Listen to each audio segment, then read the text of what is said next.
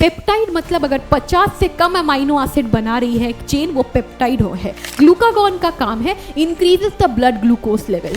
इसी हाइपोथैलेमस में आपको इस तरह के न्यूरोसेक्रेटरी सेल्स दिख रही है और इन्हीं को हम बोलते हैं न्यूक्लियाई। सिंपैथेटिक का काम क्या था? हार्ट बीट इंक्रीज करना, कार्डियक आउटपुट इंक्रीज करना, ब्रीदिंग रेट इंक्रीज करना, pupillary dilation. T3 and T4 का काम है ये आपके बॉडी का बेसल मेटाबॉलिक रेट को मेंटेन करते हैं। क्रोमोसोम डिवाइड होगा तब जाके एक सेल से 2 सेल, 2 से 4, 4 से 8, 8 से 16 बन पाएगा। हेलो बच्चों, welcome back to class. I hope आप सब हेल्दी हो और खुश हो।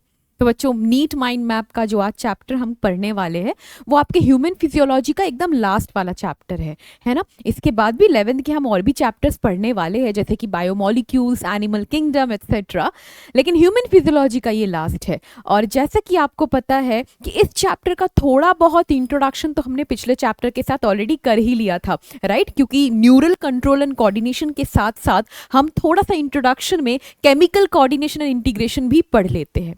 और आप सबको एक बात बता देती हूँ कि नीट माइंड मैप के थ्रू हम ये कोशिश कर रहे हैं कि आपकी जो रिकॉल पावर है या रिकॉल एबिलिटी है during writing the test paper, वो थोड़ा सा फास्ट हो जाए, ताकि आपका टाइम थोड़ा कंज्यूम कम हो और आप उस टाइम को, बचे हुए टाइम को आप अपने जो और भी ज़्यादा डिफिकल्ट जो सब्जेक्ट्स आपके हैं फिजिक्स केमिस्ट्री में टाइम लगता है सॉल्व करने में ऑब्वियसली, तो उसमें आप वो टाइम दे सको, राइट? मेरा यही एम है मेनली।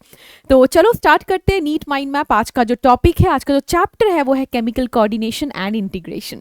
तो जैसे कि आपको पता है, पूरे केमिकल कोऑर्डिनेशन में हम किस केमिकल की बात कर रहे हैं? हम मेनली बात कर रहे हैं हार्मोन्स की, राइट? तो हार्मोन्स की बात तो हम करेंगे, लेकिन ये हार्मोन सिक्रीट किसने किया, राइट? कौन से ग्लैंड से ये सिक्रीट हुआ, कैसे आया, फिर और ये हार्मोन एक्टिविटी कैसे कर रहा है। तो आज का जो टॉपिक है ऑब्वियसली हम इंट्रोडक्शन पे फोकस जरूर करने वाले हैं, क्योंकि इंट्रोडक्शन से कई सारे सवाल बनते हैं और पूछे भी जा सकते हैं। इसके बाद हम देखेंगे कि हमारे ह्यूमन बॉडी में कितने सारे एंडोक्राइन ग्लैंड्स हैं और उन सारे एंडोक्राइन ग्लैंड्स के बारे में आज हम डिस्कस करने वाले हैं। उनके सिक्रीशंस, कौन कौन से हार्मोन की सिक्रीशन वो करते हैं, एंड इन हार्मोन्स की एक्टिविटी क्या है। अगर इनका हाइपर सिक्रीशन हुआ तो क्या डिजीज होगा, अगर लो सिक्रीशन, हाइपो सिक्रीशन हुआ तो क्या डिसऑर्डर होगा, एटसेट्रा। आगे बढ़ते हुए हम पढ़ने वाले हैं about hormones and its types, ठीक है? हार्मोन्स और उनके टाइप्स, की हार्मोन्स क्या है, उसके टाइप्स क्या है, followed by mechanism of hormone action, ठीक है? Mechanism of hormone action. तो चलो स्टार्ट करते हैं। पहला वाला टॉपिक हमारे इंट्रोडक्शन से अगर हम स्टार्ट करें तो थोड़ा बहुत इंट्रोडक्शन हमने ऑलरेडी पिछले चैप्टर में देख लिया था। देखो, न्यूरल सिस्टम में हमने ये देखा था कि पॉइंट टू पॉइंट कनेक्शन होता है ना, कि एक न्यूरॉन का, प्री साइनेप्टिक न्यूरॉन का जो एक्सॉन है वहां से न्यूरोट्रांसमीटर रिलीज हो रहा है और पोस्ट साइनेप्टिक न्यूरॉन जो थोड़ा करीब ही है उसके, उनके डेंड्राइट्स या साइटोन में जाके वो बाइंड कर रहे हैं न्यूरोट्रांसमीटर, एंड फिर इंपल्स फिर ट्रांसमिट हो रहा है next neuron to next neuron. तो पॉइंट टू पॉइंट कनेक्शन है, चाहे ये न्यूरोट्रांसमीटर वाला दैट इज केमिकल साइनेप्स हो या इलेक्ट्रिकल साइनेप्स हो, है तो वो पॉइंट टू पॉइंट कनेक्शन ही है ना। लेकिन ये जो कनेक्शन है इसकी वजह से बहुत क्विक रेस्पॉन्स होता है बेटा, फास्ट जाता है ना, क्योंकि फास्ट न्यूरोट्रांसमीटर्स आपके एक्शन पोटेंशियल कॉज करेंगे हर एक न्यूरॉन के मेम्ब्रेन में और वो फास्ट आगे ट्रैवल होगा। लेकिन ये बहुत ज्यादा लॉन्ग लास्टिंग नहीं होता, it is very short lived, है ना, बहुत ही शॉर्ट लिव्ड आपका इनका रिस्पॉन्स होता है। तो point to point rapid coordinated activity तो आपको जरूर दिखेगी इसमें, ठीक है? Rapid coordinated activity, but it is not very long lasting. Endocrine system की अगर हम बात करें उसी हिसाब से हमने ये देखा था कि एंडोक्राइन सिस्टम में आपको पॉइंट टू पॉइंट कनेक्शन नहीं दिखेगा, क्योंकि टारगेट ऑर्गन बहुत दूर भी हो सकता है, करीब भी हो सकता है, दूर भी हो सकता है। जैसे हाइपोथैलेमस का टारगेट ऑर्गन है पिट्यूटरी, बहुत ही ज्यादा करीब है, एकदम चिपकी हुई है, लेकिन सारे ऑर्गन्स ऐसे नहीं ना, काफी दूर दूर फैले हुए हैं। तो इसीलिए हम क्या करेंगे, इतना दूर लंबा हम उनके सिक्रीशंस को डक्ट के थ्रू नहीं ले जा सकते हैं, तो हमने ब्लड में ही डाल दिया सिक्रीशन को, क्योंकि हमें पता है कि ब्लड तो पूरे बॉडी में फैल रहा है ना, तो हर जगह ब्लड लेके ही जाएगा हार्मोन को। इसीलिए, क्योंकि टाइम लग रहा है, ब्लड स्ट्रीम पहुंचेगी पूरे बॉडी तक, टाइम लग रहा है, इसीलिए ये थोड़ा सा स्लो रेस्पॉन्स प्रोवाइड करता है, धीरे धीरे स्लो रेस्पॉन्स प्रोवाइड करेगा, लेकिन it is very long lasting. तो अगर हम देखें इसमें, हम क्या देखते हैं इसमें कि ये थोड़ा सा स्लो रेस्पॉन्स प्रोवाइड करेगा। एक बार लिख देते हैं हम यहाँ पे कि slow response but long lasting. ठीक है, चलो अब देखते। तो ये जो एंडोक्राइन ग्लैंड्स है बेटा, ये आपके मोस्टली ये ना डक्टलेस ग्लैंड्स है, ऑब्वियसली, क्योंकि डक्ट ही नहीं है, ब्लड में डायरेक्टली अपने सिक्रीशंस को वो रिलीज कर रहे हैं into the blood stream, and it is transported to distantly located target organ. अगर हम एक एग्जांपल ले ले, अगेन अगर सपोज एफएसएच रिलीज हो रहा है आपके पिट्यूटरी से, तो पिट्यूटरी से ये हार्मोन निकलते हुए ब्लड के थ्रू जाएगा आपके ओवरी में, ovary is a target organ here, या सपोज अगर मेल की बात करें तो मेल टेस्टिस में जाएगा, काफी दूर target, distantly located target organ है। और ये जो हार्मोन्स है, इनकी जो सिक्रीशन है, ये हार्मोन्स क्या है, ये नॉन न्यूट्रिएंट केमिकल्स है। नॉन न्यूट्रिएंट केमिकल्स मतलब देखो, हार्मोन्स आपके प्रोटीन भी हो सकते हैं, या आपके लिपिड वाले हार्मोन भी हो सकते हैं, अमाइनो एसिड डेरिवेटिव हार्मोन भी हो सकते हैं, लेकिन इनमें से कोई भी आपके बॉडी को या सेल को न्यूट्रिशन नहीं प्रोवाइड कर रही है। जैसे ग्लूकोज सपोज ले लो, या अमाइनो एसिड भी ले लो। अमाइनो एसिड क्या करती है, वो सेल के अंदर जाएगी, सेल उसे अपटेक करेगी, है ना, सेल के अंदर गई, फिर सेल उसे यूटिलाइज करेगी उस अमाइनो एसिड को एनर्जी डिराइव करने के लिए, है ना, डीएमिनेशन कर दिया उसने एक्सेट्रा। अब ये जो हार्मोन है, ये भी सेल तक जा रही है, लेकिन ये सेल यूटिलाइज नहीं कर रहा है इसको, है ना, अपने नरिशमेंट के लिए, न्यूट्रिशन के लिए बिल्कुल भी इसको यूटिलाइज नहीं कर रहा है।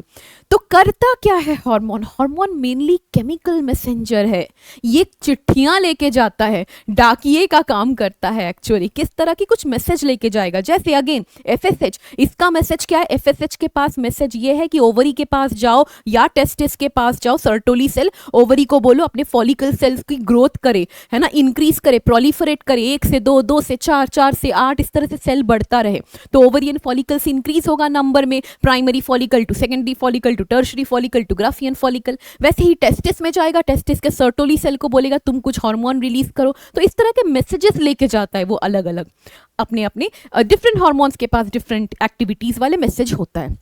तो they are non nutrient chemicals, act as intercellular messenger. आपने देखा, एक सेल से दूसरे सेल में गया, पिट्यूटरी सेल से रिलीज हुआ, गया ओवरियन सेल के पास और उसमें मैसेज भेज दिया उसने, right, intercellular messenger, and produced in very trace amount, बहुत ही कम अमाउंट में ये प्रोड्यूस होता है, बट उससे दिक्कत नहीं है, क्योंकि ये स्लो रिस्पॉन्स चाहे दे दे, चाहे कम अमाउंट में प्रोड्यूस हो जाए, लेकिन इनकी इफेक्ट तो काफी लॉन्ग लास्टिंग होती है। तो लॉन्ग लास्टिंग इफेक्ट है, इसीलिए हम कम प्रोड्यूस करेंगे, राइट। अब देखो ह्यूमन एंडोक्राइन सिस्टम की अगर हम बात करें, अच्छा उससे पहले ये डायग्राम मैंने पहले भी आपको बना के शो किया था न्यूरल सिस्टम वाले चैप्टर में। तो यहाँ आप देख सकते हो कि किस तरह से आपकी एंडोक्राइन सेल्स जो है, कोई डक्ट नहीं है, ये अपने सिक्रीशन को यहाँ पे डाला, ये जो आपका इंटरसेल्यूलर स्पेसेस है, इंटरस्टिशियल फ्लूइड है, इस फ्लूइड से फिर आपके वही हार्मोन डिफ्यूज हो जाता है, कहाँ पे? ब्लड स्ट्रीम में। तो ये डिफ्यूजन वाला ही काम चल रहा है, तो ब्लड कैपिलरी में वाया डिफ्यूजन एंटर हो जाएगा हार्मोन, और अपने टारगेट ऑर्गन तक ये हार्मोन सारे पहुंच जाएंगे। अब अगर ह्यूमन एंडोक्राइन सिस्टम की बात करें, जो कि एक ऑर्गन सिस्टम है, राइट, तो ऑर्गन सिस्टम में कई सारे ऑर्गन्स हैं। वैसे ही हम बात करने वाले हैं हाइपोथैलेमस का, जो कि मास्टर ऑफ मास्टर ग्लैंड है, सारा मेन काम इसी का है। ये अगर अपने सिक्रीशंस नहीं करेगा तो पिट्यूटरी कुछ नहीं कर सकता, पिट्यूटरी कुछ नहीं करेगा तो बाकी हार्मोन्स में भी इफेक्ट पड़ेगा। तो पिट्यूटरी ग्लैंड के बारे में हम डिस्कस करेंगे, पीनियल ग्लैंड के बारे में डिस्कस करेंगे, thyroid gland, adrenal gland, pancreas, parathyroid, thymus and gonads. Gonads का देखो काम है एक तो गैमीट प्रोड्यूस करना, मेल्स में टेस्टिस स्पर्म प्रोड्यूस करता है, एंड फीमेल्स में जो ओवरी है वो ओवम प्रोड्यूस करता है एवरी मंथ 1, राइट। लेकिन इसके अलावा भी ये टेस्टिस एंड ओवरीज जो गोनाड्स है, ये हार्मोन्स भी रिलीज करते हैं। इसके अलावा अगर आप देखो rest of the endocrine system के अलावा कुछ और भी ऑर्गन्स हैं हमारे बॉडी में जो अपने प्राइमरी फंक्शन के अलावा भी हार्मोन रिलीज करते हैं। जैसे आपको लिवर में कुछ हार्मोन रिलीज होते हुए देखेगा, एंजियोटेंसिनोजन, ठीक है। किडनीज भी देखेंगे आप, रेनिन, एरिथ्रोपोइटिन, इस तरह के हार्मोन रिलीज कर रहे हैं, राइट। आप देखोगे हार्ट रिलीज कर रहा है atrial natriuretic factor, and gastrointestinal tract भी कई सारे हार्मोन रिलीज करते हैं, जिनके बारे में आज हम बात करने वाले हैं during the end of the lecture. तो अगर हम बात करें हाइपोथैलेमस की, जो सबसे पहली आपकी एंडोक्राइन ग्लैंड है, मास्टर ऑफ मास्टर ग्लैंड इसको बोला जाता है। लोकेशन क्या है? हाइपोथैलेमस आपके फोरब्रेन का पार्ट है, ठीक है। फोरब्रेन में आपको सेरेब्रम दिख जाता है, एपिथैलेमस, थैलेमस, हाइपोथैलेमस, ये तीनों को एक साथ हम लोग डायनसेफेलॉन भी बोल सकते हैं। So it's a basal part of diencephalon, एकदम निचला वाला जो पार्ट है डायंसेफेलॉन का वो है आपका हाइपोथैलेमस, वहां पे लोकेटेड है। End of course it's a part of the fore brain, है ना, राइट। अब अपार्ट फ्रॉम न्यूरल रेगुलेशन, देखो हमने ये पढ़ा था कि हाइपोथैलेमस जो है आपकी थर्मोस्टेट ऑफ द बॉडी को कंट्रोल या रेगुलेट कर रहा है, मतलब बॉडी का टेम्परेचर जो 37 डिग्री सेंटीग्रेड है उसे मेंटेन कर रहा है ना हाइपोथैलेमस। उसके अलावा भी हंगर, थर्स्ट, ये सारी चीज़ों का रेगुलेशन हाइपोथैलेमस करता है। तो न्यूरल रेगुलेशन के साथ साथ उसमें कुछ न्यूरोसिक्रीटरी सेल्स है, साथ में उसे न्यूक्लियाई बोलते हैं। और वो क्या करता है, वो न्यूक्लियाई या न्यूरोसिक्रीटरी सेल्स वो क्या करता है, वो आपके हाइपोथैलेमिक हार्मोन्स का रिलीज करते हैं। क्या है हाइपोथैलेमिक हार्मोन्स, हम उस बारे में बात जरूर करेंगे। उससे पहले आपको एक शब्द मैंने अभी यूज किया कि न्यूरोसिक्रीटरी सेल्स को कभी कभी हम न्यूक्लियाई के पैचेस भी बोलते हैं, न्यूक्लियाई के पैचेस में प्रेजेंट है ये सेल, ऐसा बोलते हैं। क्या है ये न्यूक्लियाई, आपने गैंग्लियन तो कई बार सुना होगा, है ना, मैंने क्लास में बहुत बार गैंग्लियन यूज किया है, एनसीईआरटी में आपने कई बार पढ़ा हुआ है। गैंग्लियन मैंने क्या बोला था आपको कि अगर कई सारे न्यूरॉन हैं, उन सारे न्यूरॉन्स की जितनी भी सेल बॉडीज, देखो सारे न्यूरॉन्स इकट्ठे हैं, सारे न्यूरॉन्स के सेल बॉडीज को इकट्ठा ले लो, साइटोन को, उसे हम बोलेंगे गैंग्लियन, अगर वो पीएनएस का पार्ट है तो। अगर सीएनएस का सेम वही पार्ट है तब हम उसे बोलते हैं न्यूक्लियाई, ठीक है। तो वही न्यूरोसिक्रीटरी सेल्स ऐसे पैचेस में प्रेजेंट है, आपके हाइपोथैलेमस में गुच्छों में प्रेजेंट है, and that secretes the hypothalamic hormones. तो हाइपोथैलेमिक हार्मोन्स दो तरह के हो सकते हैं, एक आपका रिलीजिंग हार्मोन्स हो सकता है और दूसरा इनहिबिटरी एक्टिविटी भी उनकी हो सकती है। जो आपकी रिलीजिंग हार्मोन्स है उनका काम क्या है, ऑब्वियसली रिलीजिंग मतलब एक्साइटेटरी, ये आप हाइपोथैलेमिक हार्मोन्स पिट्यूटरी हार्मोन्स से कुछ हार्मोन्स को रिलीज करवाएगी और इनहिबिटरी रोकेगी, सिंपल। तो रिलीजिंग हार्मोन्स को पढ़ने से पहले दो हार्मोन जरूर हम देख लेंगे, ऑक्सीटोसिन एंड वैसोप्रेसिन।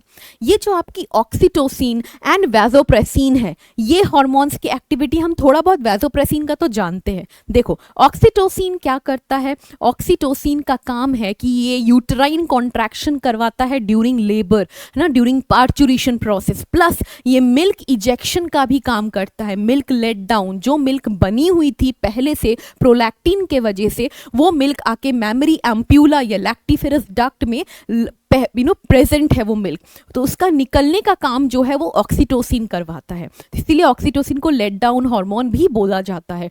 और अगर आप वैसोप्रेसिन की बात करो, वैसोप्रेसिन का दूसरा नाम है एंटी डायूरेटिक हार्मोन, जो हम ऑलरेडी पढ़ चुके हैं। ये एंटी डायूरेटिक हार्मोन ये क्या करता है, आपके डीसीटी से कंडीशनल रीएब्जॉर्प्शन ऑफ वाटर करवाएगा और जिससे आपकी डायूरेसिस जो हो रही थी, फ्रीक्वेंट यूरिनेशन, डाइल्यूट यूरिनेशन, इसको रोकेगा, राइट। ओके, ये तो हमने ऑलरेडी देखा था। इसके अलावा आप थायरोटॉपिन रिलीजिंग हार्मोन की अगर बात करो, ये एक रिलीजिंग हार्मोन है, तभी यहाँ पे मैंने बार बार रिलीजिंग लिखा हुआ है।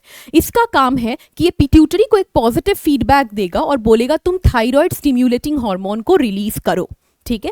इसके अलावा अगर आप कॉर्टिकोट्रोपिन रिलीजिंग हार्मोन को देखो, ये पिट्यूटरी से एड्रिनोकॉर्टिकोट्रोपिन हार्मोन रिलीज करवाएगा, ACTH। इन सारे हार्मोन्स के फंक्शन को हम डिटेल्स में आगे पढ़ने वाले हैं, ठीक है। अब देखो ग्रोथ हार्मोन रिलीजिंग हार्मोन, ये पिट्यूटरी से ग्रोथ हार्मोन रिलीज करवाएगा। गोनाडोट्रोपिन रिलीजिंग हार्मोन, ये पिट्यूटरी से गोनाडोट्रोपिन्स रिलीज करवाएगा। गोनाडोट्रोपिन्स दो तरह के हैं, एक आपका ल्यूटेनाइजिंग हार्मोन, दूसरा आपका फॉलिकल स्टिम्युलेटिंग हार्मोन, ठीक है। इसके अलावा कुछ इनहिबिटरी हार्मोन्स भी है, डोपामाइन एंड सोमैटोस्टैटिन। डोपामाइन ये प्रोलैक्टिन के रिलीज को यूजुअली रोकता है, आपके prolactin releasing hormone prolactin release करवाता है ना, कहाँ से, पिट्यूटरी से। तो ये प्रोलैक्टिन रिलीजिंग हार्मोन के अगेंस्ट काम करता है, प्रोलैक्टिन को बनने से रोकता है, ठीक है। And somatostatin inhibits growth hormone release. ये growth hormone growth hormone releasing hormone ने ग्रोथ हार्मोन को रिलीज करवाया था आपके पिट्यूटरी से, उसका रोकने का काम कौन करता है, मेनली ऑब्वियसली आपका ये सोमैटोस्टैटिन। तो ये दोनों आपके इनहिबिटरी हार्मोन्स है जो हाइपोथैलेमस ही रिलीज करता है। अगर हम स्ट्रक्चर देखें तो ये हाइपोथैलेमस समझ लेते हैं, ये फोरब्रेन का बेसल पार्ट है ना, हाइपोथैलेमस है। इसी हाइपोथैलेमस में आपको इस तरह के न्यूरोसिक्रीटरी सेल्स दिख रही है और इन्हीं को हम बोलते हैं न्यूक्लियाई। दो ऐसी न्यूक्लियाई है, मतलब कई सारे न्यूरॉन का एक साथ गुच्छा, ये कुछ हार्मोन्स रिलीज करती है, जैसे कि सुप्रा ऑप्टिक न्यूक्लियाई रिलीज करेगी क्या, ADH। सुप्रा ऑप्टिक न्यूक्लियाई का काम है टू रिलीज ADH, और ये ADH हार्मोन रिलीज और सिक्रीट किया है हाइपोथैलेमस ने, लेकिन वहां से ये हार्मोन ऐसे नीचे आते हुए स्टोर हो जाएगा, ये एंड इस आपके नर्व फाइबर के एंड में, हेरिंग्स बॉडी बोलते हैं, एनसीईआरटी में नहीं है इसलिए लिखा नहीं है मैंने, बट बोल रही हूँ हेरिंग्स बॉडी में स्टोर रहता है। जब जब जरूरत पड़ेगी तब तब एडीएच रिलीज होगा। और देखो इतना लंबा जो एक्सटेंड हुआ है, ये कहाँ पे हुआ है? हाइपोथैलेमस से अटैच्ड होता है आपका पोस्टीरियर पिट्यूटरी, ठीक है, एकदम हाइपोथैलेमस से निकला हुआ एक पार्ट है पोस्टीरियर पिट्यूटरी, वहां तक एक्सटेंड होता है। एडीएच कब रिलीज होगा? जब आपकी बॉडी से काफी ज्यादा यूरिन निकल रही है, काफी ज्यादा डाइल्यूट यूरिन निकल रही है, आपकी बॉडी से वाटर लॉस हो रहा है, तब ये एडीएच रिलीज होगा और ये डीसीटी से वाटर को रीएब्सॉर्ब करा करा के बॉडी का वाटर बैलेंस फिर से नॉर्मल करेगा। वैसे ही ये पैरावेंट्रिक्यूलर न्यूक्लियाई है, ये क्या रिलीज करती है? ये सिक्रीट करेगी आपकी ऑक्सीटोसिन।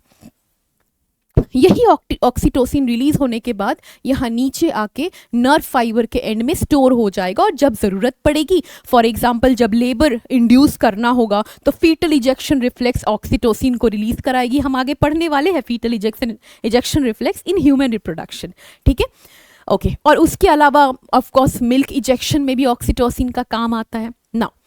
अब पोस्टीरियर पिट्यूटरी को हम न्यूरो हाइपोफाइसिस या पार्स नर्वोसा भी कह सकते हैं। न्यूरो हाइपोफाइसिस इसीलिए बोल रहे क्योंकि ये ब्रेन का ही एकदम देखो कनेक्टेड पार्ट है, हाइपोथैलेमस से ही निकला हुआ है। लेकिन अगर आप बात करो एंटीरियर पिट्यूटरी की, एंटीरियर पिट्यूटरी को बनाया हुआ है दो चीजों ने बेटा। एक तो ऑब्वियसली एडिनो हाइपोफाइसिस या पार्स डिस्टालिस जिसका नाम है, ये जो आपको ये पार्ट दिख रहा है, ये सैक लाइक स्ट्रक्चर, ये अटैच होता है एक स्टॉक जैसे स्ट्रक्चर से टू द पोस्टीरियर पिट्यूटरी। तो पोस्टीरियर पिट्यूटरी एक अलग पार्ट है, ठीक, सॉरी एंटीरियर पिट्यूटरी एक अलग पार्ट है, ये पोस्टीरियर पिट्यूटरी से चिपकी हुई है इनफंडिब्यूलम नाम के इस स्टॉक से, ठीक है। ये स्टॉक ऐसे अटैच करती है पूरे के पूरे आपके पार्स डिस्टालिस को।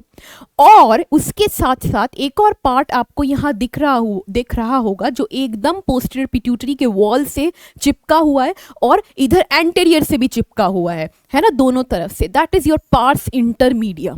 ये दोनों मिला के आपकी pars distalis that is adenohypophysis and pars intermedia मिल के बनाती है आपकी एंटीरियर पिट्यूटरी, ठीक है। अब देखो ये जो आपकी पार्स इंटरमीडिया है, इनका काम है to secrete melanocyte stimulating hormone. आपके स्किन में जो मेलानोसाइट्स प्रेजेंट है उनमें एक हार्मोन रिलीज करना होता है मेलानिन। वो तभी रिलीज करेगा जब मेलानोसाइट स्टिम्युलेटिंग हार्मोन पिट्यूटरी से रिलीज होगा और उसको बोलेगा। ये कब सिक्रीट होता है? जब आप यूजुअली बाहर जाते हो, धूप में जाते हो, यूवी रेडिएशन से एक्सपोज जब आप होते हो उस टाइम पे। तो जब आप एक्सपोज हो रहे हो यूवी रेडिएशन से, वो ट्रिगर करती है इसको to release melanocyte stimulating hormone. ये जाके स्किन से मेलानिन प्रोड्यूस करवाएगी एंड वो क्या करता है, वो एक डार्कनिंग पिगमेंटेशन क्रिएट कर, जो आपको टैनिंग होती है ना बाद में, दिस इज नेसेसरी। ये मेलानिन का जो परत गिरता है ना पूरे बॉडी में, जो टैनिंग होती है, वो आपको यूवी रेडिएशन से प्रोटेक्ट कर रहा है, तो स्किन कैंसर के चांसेस कम रहते हैं, इसीलिए वो ये करा रहा है। आपको पता है कि अफ्रीकन पॉपुलेशन में high level of melanin produce होता है। इंडियन पॉपुलेशन में आपकी 50 to 80% ऑफ डिपेंडिंग, बिकॉज हम लोग बहुत ज़्यादा डिफरेंट वैरायटी में है, डिफरेंट कॉम्प्लेक्शन है हमारा, तो जितना ज़्यादा डार्कर कॉम्प्लेक्शन उतना that is good for the body. They are prone, they are protected और इम्यून टू स्किन कैंसर। और यूरोपियन या फिर आप अगर उन बहुत विंटरी कंट्रीज़ को अगर आप देखो, बहुत विंटर वाले कंट्रीज़ को, वहाँ पे क्योंकि ऑलरेडी यूवी रेडिएशन कम आता है, क्योंकि वो थोड़ा सा बर्फ वाला एरिया है, तो उनकी बॉडी ऑलरेडी अडेप्ट कर चुकी है और मेलानिन ज़्यादा प्रोड्यूस नहीं करती। लेकिन जब वही लोग आते हैं ट्रॉपिकल कंट्री में सनबेदिंग के लिए, तो उनके ऊपर ये जो स्किन कैंसर के चांसेस काफी हाई हो जाते हैं। एनीवे, अब हम बात करेंगे अगर पार्स डिस्टालिस की, तो पार्स डिस्टालिस में भी कुछ आपको इस तरह से सेल्स दिखेंगे जिनका नाम है एडेनोसाइट। देखो इनका काम है हार्मोन सिक्रीट करना। पोस्टीरियर पिट्यूटरी के पास ऐसा कोई भी सेल नहीं था, वो कुछ सिक्रीट नहीं कर रही थी, वो बस स्टोर करने की जगह प्रोवाइड कर रही थी, ठीक है। किसको स्टोर करने के लिए? हाइपोथैलेमस के ये दोनों हार्मोन्स को स्टोर करने के लिए। लेकिन पिट्यूटरी, एंटीरियर पिट्यूटरी के पास अपने सेल है, ये सिक्रीट करने लायक है, लेकिन इसको एक स्टिम्यूली चाहिए। मतलब रिलीजिंग हार्मोन आपके हाइपोथैलेमस से इसको आके बोलेगा, ट्रिगर करेगा, तभी ये रिलीज करेगी। ठीक है, तो कैसे ट्रिगर करेगा, देखो इनके पास कोई डायरेक्ट कनेक्शन नहीं है, जैसे यहाँ पे डायरेक्ट आ रहा था ना आपके नर्व फाइबर के एंड तक, यहाँ पे ऐसा कुछ नहीं है। तो ये हाइपोथैलेमस क्या करेगी, यहाँ पे सपोज हाइपोथैलेमस के न्यूरोसिक्रीटरी सेल्स है, लेट्स इमेजिन ये वो हाइपोथैलेमस के न्यूरोसिक्रीटरी सेल्स है। ठीक है, ये वो न्यूरोसिक्रीटरी सेल्स है। थोड़ा सा दूसरे कलर से बनाती हूँ, that would be better, sorry. ये वो न्यूरोसिक्रीटरी सेल्स है, यहाँ लिख देती हूँ। ये न्यूरोसिक्रीटरी सेल्स, इनका काम है अगेन हार्मोन रिलीज करना, चाहे वो इनहिबिटरी हो चाहे वो एक्साइटेटरी हो। तो सपोज इमेजिन करते इसने कुछ हार्मोन्स रिलीज किया, जैसे कि TRH, थायरोट्रोपिन रिलीजिंग हार्मोन। तो अब कैसे, कहाँ पे डाले हार्मोन, तो हमेशा ब्लड में जाएगा।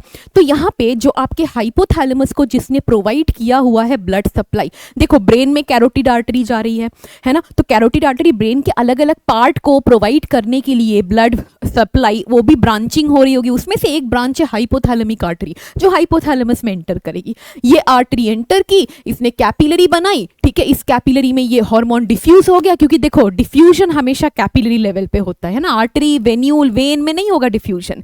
तो यहाँ पे आ गया आपके हार्मोन्स, ये हार्मोन्स फिर ट्रैवल करते हुए वेन के थ्रू आएगा, ये वेन दोबारा एक और कैपिलरी बनाएगा, कहाँ पे, आपके पिट्यूटरी में। ठीक है, तो इसने जब बना लिया यहाँ पे कैपिलरी, अगेन यहाँ से जो हार्मोन आ रहा था वो यहाँ डिफ्यूज आउट हो जाएगा। ये डिफ्यूज आउट होने के बाद इसने इस सेल को ट्रिगर किया कि चलो बेटा जल्दी जल्दी TSH बनाओ, क्योंकि थायराइड रिलीजिंग हार्मोन आया था, ये बनाएगा थायराइड स्टिम्युलेटिंग हार्मोन, वो फिर थायराइड से अपना हार्मोन रिलीज करवाएगा। तो ये चेन चल रहा है, राइट। तो ये जो आपको वेन दिखा, ये दो कैपिलरीज के बीच में अगेन वेन है, याद है हेपेटिक पोर्टल सिस्टम, वो भी स्मॉल इंटेस्टाइन और लिवर के बीच में था, पोर्टल था, राइट, हेपेटिक पोर्टल सिस्टम, क्योंकि वो लिवर में जाके दूसरी कैपिलरी बन रही थी। यहां दूसरी कैपिलरी कहां पे बनी है, पिट्यूटरी में, इसीलिए इसका नाम है हाइपोफाइशियल पोर्टल सिस्टम, इसे हम बोलेंगे हाइपोफाइशियल पोर्टल सिस्टम। ठीक है, हाइपोफाइशियल पोर्टल सिस्टम। तो ह्यूमन में आपको हेपेटिक पोर्टल सिस्टम के अलावा हाइपोफाइशियल पोर्टल सिस्टम भी दिखेगा। तो हाइपोफाइशियल पोर्टल सिस्टम करता क्या है, it helps in carrying hypothalamic hormone to the pituitary. ठीक है, ताकि पिट्यूटरी भी अपनी सिक्रीशंस कर पाए। तो ठीक है, पिट्यूटरी के कौन कौन से हार्मोन्स हैं, हमने थोड़े बहुत हार्मोन्स तो अभी देख ही लिया था, you know, TSH, growth hormone, prolactin, FSH, LH। तो उसे याद रखने के लिए एक छोटा सा निमोनिक मैंने यहाँ पे आप सबके लिए ऐड किया हुआ है, और ये जो निमोनिक है बेटा, ये जस्ट सिंपल 6 ही आपके हार्मोन है, फ्लैट PG। ठीक है, या तो फ्लैट ले लो या तो PG ले लो, ठीक है, रेंट पे रहने के लिए। तो फ्लैट PG में F स्टैंड होता है FSH से, FSH एक गोनेडोट्रोपिन है, LH भी एक गोनेडोट्रोपिन है। FSH का काम क्या है, follicle stimulating hormone, full form मैंने पिछले स्लाइड में लिखा था, इसलिए दोबारा नहीं लिख रही हूँ, एक्सप्लेन कर रही हूं इसका फंक्शन। इसका काम है, अगर फीमेल्स में है तो ये स्टिम्युलेट करेगा फीमेल्स ओवरी को फॉर फॉलिक्यूलर ग्रोथ, तभी तो फॉलिकल स्टिम्युलेटिंग हार्मोन। और अगर मेल्स की बात करें तो मेल्स में ये क्या करेगा, टेस्टिस से एंड्रोजन रिलीज करवाएगा, और यही एंड्रोजन मतलब टेस्टोस्टेरोन क्या करता है, स्पर्मेटोजेनेसिस में हेल्प करेगा। अगर हम LH की बात करें तो फीमेल्स में LH क्या करती है, ओव्यूलेशन इंड्यूस करेगी, है ना, वो फॉलिकल्स जो ग्रो हो रहे थे primary, secondary, tertiary and Graafian follicle, वो रप्चर होगा, सेकेंडरी oocyte निकल जाएगा, ओव्यूलेशन, ओवम वही है, सेकेंडरी oocyte ही है, वो तो निकल गया, चलो अच्छी है। फुल्ली मैच्योर फॉलिकल से ओव्यूलेशन कराएगी, एंड फुल्ली मैच्योर फॉलिकल को वो कॉर्पस ल्यूटियम में, जो रप्चर्ड ग्राफियन फॉलिकल था वो कॉर्पस ल्यूटियम में कन्वर्ट हो जाएगा, राइट, और फिर कॉर्पस ल्यूटियम प्रोजेस्टेरॉन वगैरह रिलीज करने लगती है। लेकिन अगर हम मेल्स की बात करें, मेल्स में इसी LH को हम ICSH बोलते हैं, इंटरस्टिशियल सेल स्टिम्युलेटिंग हार्मोन, क्योंकि वो मेल्स में लेडिक सेल्स या इंटरस्टिशियल सेल नाम के किसी सेल को जाके ट्रिगर करता है, ताकि वो क्या करे, अगेन एंड्रोजन सिक्रीट करे, और इसी एंड्रोजन से अगेन मतलब वही टेस्टोस्टेरोन अगेन स्पर्मेटोजेनेसिस हो पाए। तो आपके मेल्स में सर्टोली सेल, इंटरस्टिशियल सेल दोनों मिलकर स्पर्मेटोजेनेसिस में पार्टिसिपेट करते हैं। कैसे करते हैं वो हम देखेंगे धीरे धीरे। फिर आता है आपका ACTH, that is adrenocorticotropic hormone. इसका नाम में ही लिखा हुआ है कि एड्रेनल कॉर्टेक्स को जाके स्टिम्युलेट करता है ताकि वो कुछ स्टेरॉइड हार्मोन सिक्रीट कर पाए, है ना, जैसे कि glucocorticoid. So stimulate synthesis and secretion of steroid hormones from adrenal cortex, जैसे कि ग्लूकोकॉर्टिकॉइड, और भी कई सारे हैं, मिनरलोकॉर्टिकॉइड, सेक्स कॉर्टिकॉइड एक्सेट्रा। तो सॉरी, अब हम बात करें TSH की, थायराइड स्टिम्युलेटिंग हार्मोन। नाम में ही लिखा है कि ये थायराइड ग्लैंड को स्टिम्युलेट करेगा for synthesis of T3 and T4 hormone, जो थायराइड हार्मोन्स है। हम देखेंगे उन हार्मोन्स के बारे में। PRL, prolactin, regulate the growth of mammary gland and formation of milk. Prolactin क्या करता है, जो मेमरी ग्लैंड है उसके अंदर जो एल्वियोलर मेमरी एल्वियोलाई है उसके सेल से वो मिल्क प्रोडक्शन कराती है। जो मिल्क है वो मदर के ब्लड से ही बनती है, ठीक है। एंड उसके अलावा प्रोलैक्टिन मिल्क फॉर्मेशन भी कराती है, मिल्क मेमरी ग्लैंड के डेवलपमेंट में भी प्रोलैक्टिन का रोल है। और ये मोस्टली आपके प्रेग्नेंट लेडीज में ही होती है। नॉन प्रेग्नेंट लेडीज में ये सप्रेस्ड एक्टिविटी करती है, सप्रेस्ड है, इनकी कोई एक्टिविटी नहीं है। लास्ट में आता है ग्रोथ हार्मोन। ग्रोथ हार्मोन क्या करता है, आपके muscle mass, brain development, bone development, इन सब में काम आता है। तभी अगर आपके ग्रोथ हार्मोन का सिक्रीशन काफी ज्यादा हुआ, हाइपर सिक्रीशन अगर हुआ, और हाइपर सिक्रीशन कौन से सिनारियो में होता है, यूजुअली अगर वो बिफोर प्यूबर्टी हुआ। देखो बिफोर प्यूबर्टी मतलब अगर आपका 10 साल, 8 साल, 9 साल ऐसा है, उस टाइम पे आपके जो लॉन्ग बोन्स है ना, फीमर हो गया, टिबिया फिब्यूला हो गया, ह्यूमेरस हो गया, रेडियो अल्ना हो गया, इन सारे लॉन्ग बोन्स के ऊपर एपीफाइशियल प्लेट प्रेजेंट होता है। मतलब अगर ये लॉन्ग बोन्स है तो यहाँ पे इस तरह से एपीफाइशियल प्लेट प्रेजेंट है। इस एपीफाइशियल प्लेट के ऊपर ग्रोथ हार्मोन की रिसेप्टर होती है। तो ग्रोथ हार्मोन आएगी, बाइंड करेगी और ये लेन-देन करेगी आपके बोन को, तभी आपकी हाइट बढ़ती है।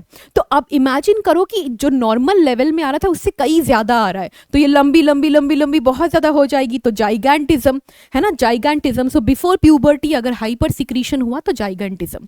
अब क्या हुआ, आफ्टर प्यूबर्टी ये एपीफाइशियल प्लेट क्लोज हो चुकी है, अब ग्रोथ हार्मोन रिलीज हो रहा है। जैसे अभी हमारे एज में क्या हुआ है, एपीफाइशियल प्लेट्स क्लोज हो चुका है, लेकिन ग्रोथ हार्मोन बने जा रहा है, लेकिन वो और बाइंड नहीं कर पा रहा है, उसका रिसेप्टर गायब हो गया, प्लेट गायब हो गया, तो मैं लंबी नहीं हो रही हूँ और ज्यादा, जो हो गया होना था उतना हो गई। तो अब क्या हो रहा है, ग्रोथ हार्मोन का ब्रेन डेवलपमेंट में हेल्प कर रहा है, मसल मास में हेल्प कर रहा है, एक्सेट्रा, ठीक है। कुछ आपके मेटाबॉलिज्म में भी हेल्प कर रहा है ग्रोथ हार्मोन। तो अगर आफ्टर प्यूबर्टी ज्यादा सिक्रीट हुआ, नॉर्मली तो ये सब कर ही रहा है वो, और ज्यादा सिक्रीट हुआ, तब क्या होगा, ये जो पाम है, छोटे छोटे जो बोन्स है, उसको हम बढ़ते हुए देखेंगे। मसल मास, यहाँ फेस, जॉ का मसल मास थोड़ा बढ़ जाएगा, तो उसे हम बोलते हैं एक्रोमेगाली। तो उनके ऐसे हाथ, जो हाथ है, ये पाम है, ये पाम एरिया इतना ज्यादा बड़ा होगा अगर हाइपर सिक्रीशन हुआ आफ्टर प्यूबर्टी, ठीक है। जॉ मसल, फेस थोड़ा ज्यादा लंबा, बड़ा, चौड़ा ऐसा हो जाएगा, राइट। अब हाइपोसिक्रीशन जो उल्टा अगर हम बात करें, अगर ये बिफोर प्यूबर्टी होती है तो वही ड्वार्फिज्म, एपीफाइशियल प्लेट है, लेकिन ग्रोथ हार्मोन ही नहीं आ रहा है तो ग्रोथ ही नहीं होगा।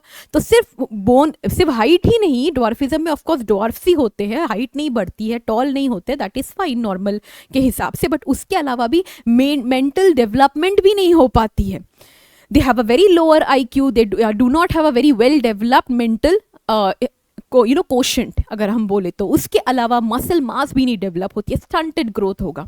और अगर यही चीज हाइपोसिक्रीशन पोस्ट प्यूबर्टी हुई, जितना हाइट बढ़ना था उतना बढ़ गया, लेकिन अब सिक्रीशन कम हो रही है, तो उससे क्या होगा, मसल मास वगैरह फिर डीजनरेट होने लगेगा। हाथ, जो हाथ के बोन्स वो वगैरह है वो थोड़े से छोटे छोटे लगने लगेंगे, छोटे छोटे हाथ, दैट इज एक्रोमिक्रिया। फिंगर्स थोड़े से शॉर्टेंड हो जाएंगे, एटसेट्रा।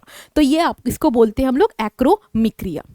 आगे बढ़ेंगे, ये सारे आपके पिट्यूटरी हार्मोन्स थे बेटा। तो हमने हाइपोथैलेमस देख लिया, पिट्यूटरी ग्लैंड देख लिया। अगर हम थर्ड वाले ग्लैंड की बात करें, वो है पीनियल ग्लैंड, जिसको हम हाइपोथेटिकली थर्ड आई भी बोलते हैं, उसके लोकेशन के कारण। उसका कोई आई से, विजन से कोई लेना देना नहीं है एज सच, ठीक है। हाँ, वो लाइट से अफेक्टेड हो सकती है बट विजन नहीं बनाती है, ठीक है। अब it is mainly located on the dorsal side of the forebrain. Forebrain के डोर्सल साइड में आपको, पीछे के साइड में आपको दिखेगा ये थर्ड आई पीनियल ग्लैंड लोकेटेड। इसका काम है एक हार्मोन रिलीज करना जिसका नाम है मेलाटोनिन। मेलानिन से हमें इसे कंफ्यूज नहीं करना है। मेलानिन आपकी स्किन सेल रिलीज करती है, मेलानोसाइट। मेलाटोनिन एक आपका अमाइनो एसिड डेरिवेटिव हार्मोन है, ये ट्रिप्टोफैन नाम का एक अमाइनो एसिड है, उससे डराइव किया जाता है बाय डीएमिनेशन। ये मेलाटोनिन का काम क्या है? इसको हम डार्कनेस हार्मोन बोलते हैं। पता है क्यों डार्केस्ट हार्मोन इसीलिए बोलते हैं क्योंकि डार्केस्ट टाइम पे या डार्क जब है, लाइट नहीं है, तो उससे अंधेरे से ये ट्रिगर होकर रिलीज होगी। इसका जो रिलीज है ये रात के 1-2 बजे के करीब कई ज्यादा हाई अमाउंट में होता है, तभी आपको गहरी नींद आती है। ये आपकी डायर्नल या स्लीप वेक साइकिल को रेगुलेट करता है, बायोलॉजिकल क्लॉक को रेगुलेट करता है। और जब सुबह होने वाली होती है, सुबह 5 बजे 6 बजे, इसका लेवल फिर आपका बहुत ही लो हो जाता है। जैसे ही वो लो हो जाता है आप फिर जगने लगते हो। तो मेलाटोनिन जितना हाई होगा उतना नींद आएगा। इसीलिए बोला जाता है कि रात को जब आप सोने वाले हो तो लाइट्स ऑफ करके सो, ताकि प्रॉपर मेलाटोनिन का सिक्रीशन हो और आप अच्छे से सो पाओ। और ये जो स्क्रीन हम देखते हैं, मोबाइल वगैरह, सबकी आदत है, मुझे भी है, मैं क्या आपको ज्ञान दे रही हूँ, मैं खुद भी कभी कभी ऐसा करती हूँ, है ना। अगर मॉर्निंग क्लास नहीं रहता तो मैं भी चलो कल तो सुबह नहीं उठना है, आराम से थोड़ा सा इंस्टाग्राम वगैरह देखते हैं, थोड़ा यूट्यूब देखते हैं, मैं भी करती हूँ। लेकिन उससे मेरी भी स्लीप साइकिल डिस्टर्ब हो जाती है, क्योंकि वो जो लाइट आता है स्क्रीन से वो भी आपके मेलाटोनिन के सिक्रीशन को थोड़ा सा क्या करता है, लो कर देता है। तो क्या होता है, मोबाइल रखने के बाद भी फिर काफी टाइम लगता है नींद आने में, है ना। अब देखो मेलाटोनिन ऑल्सो इन्फ्लुएंसेस मेटाबॉलिज्म, है ना, आपके बॉडी में जितने, देखो इसीलिए नींद बहुत ज़रूरी है, 8 घंटे 7 घंटे की नींद बहुत ज़रूरी है, क्योंकि इसी दौरान आपकी बॉडी के कई सारे और मेटाबॉलिज्म भी चल रहा है, ठीक है, जिसके आपके बॉडी को एनर्जी मिल रहा है, आपकी बॉडी का सारा फंक्शन प्रॉपरली चल रहा है। इसके अलावा ये आपके पिगमेंटेशन में भी हेल्प करता है, not much in our case, हमारे केस में इतना, ह्यूमन के केस में उतना ज़्यादा पिगमेंटेशन नहीं उतना करता, बट बाकी आपके जो थोड़े लोअर वर्टिब्रेट्स है उसमें, जैसे फ्रॉग्स, एम्फीबियंस में ये काफी पिगमेंटेशन में हेल्प करती है, हमारे में थोड़ा बहुत, ठीक है। मेंस्ट्रुअल साइकिल, पता है क्यों बोला है मेंस्ट्रुअल साइकिल? आप सोचो कि प्यूबर्टी 11 साल 12 साल में ही क्यों होती है, पहले भी तो हो सकती है, 5 साल 4 साल होती है रेयर केसेस में, जिसको प्रिकॉशियस प्यूबर्टी भी हम बोलते हैं, बट बहुत रेयर है। बट नॉर्मली नेचुरली तो 5 साल 6 साल 7 साल 8 साल में प्यूबर्टी नहीं हो जाती, क्योंकि उस टाइम पे आपके बॉडी में काफ़ी हाई लेवल में मेलाटोनिन होता है, और प्यूबर्टी आना होता है जीएनआरएच से, तो जीएनआरएच काफ़ी लो है, क्योंकि ये मेलाटोनिन जीएनआरएच को सप्रेस करती है।